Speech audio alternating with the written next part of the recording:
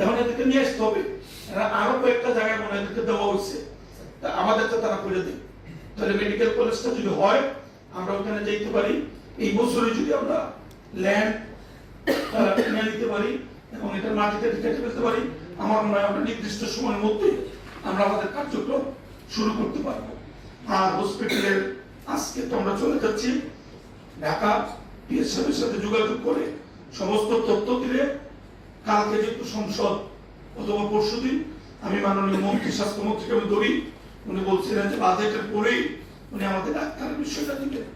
আর x-ray machine সহ এই CT scan সহ যে বিষয়গুলো অতি জরুরি এগুলোর জন্য আলাদা একটা ভিউ আমি দিই। শুধু এগুলা কোনটার কি মডেল, কোনটার কি সাইজ, কি হবে, এগুলো পিএসএফ যদি ওকে দেন তাহলে আমি দিয়ে আবার আমি কিন্তু প্রত্যেকটা ভিডিও ডিসি সাহেবকে দেই। কেন দিই? উনিও যাতে এটা ওনার নলেজে থাকে, স্পেশাল আমি মাঝে উত্তরগুলো দিই যেগুলো তদারকের মধ্যে তাকে সবাই মিলে আমরা একটা টিম যার যার অবস্থান থেকে কাজ করলাম। আর অভিজ্ঞতার একদিকে আমি মনে করি ভাগ্য ভালো বলে এটা কিভাবে আগে কে কি করছেন আমরা জানি না, কিন্তু এখন যারা আমরা মাঠে কাজ করতেছি জনপ্রতিনিধি এবং প্রশাসনের লোকজন আমরা কিন্তু কেউ কোনো অনৈতিক কাজের সাথে জড়িত না। এটা আমি হলফ করে বলতে পারি যে আমরা প্রত্যেকটা মানুষ আল্লাহকে ভয় করি, নিজেকে আমরা ভালো রাখতে চাই, সেই জন্য টিমটা এবার খুব ভালো।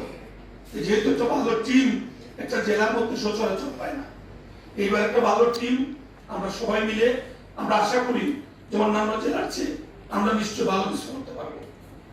এটাই যেন হয় আমাদের সকলের প্রত্যাশা।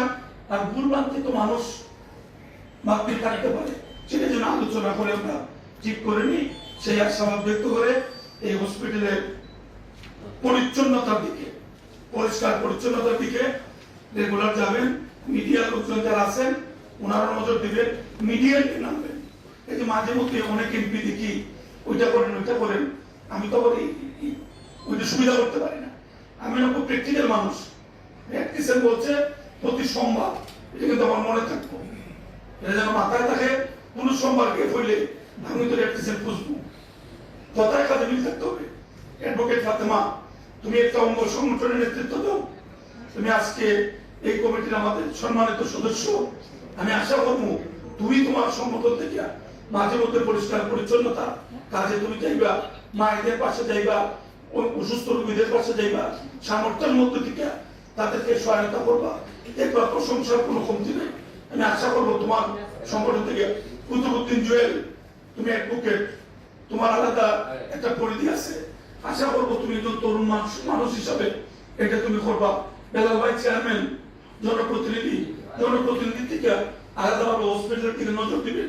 সবাই যদি আমরা করতে পারি এই সমস্যা থাকবে না। আর আমি তো সভাপতি থাকবো ইনশাআল্লাহ। 15 তারিখ শেষ, এর মধ্যে তো চলে আসবো। যে কোনো দিন ডাকবেন, রাত হোক দিনে হোক, আমি কিন্তু আসি। সবাই ভালো থাকবেন। আমরা একটু করে ঢাকার দিকে রওনা দিব। সবাইকে ধন্যবাদ। আসসালামু আলাইকুম।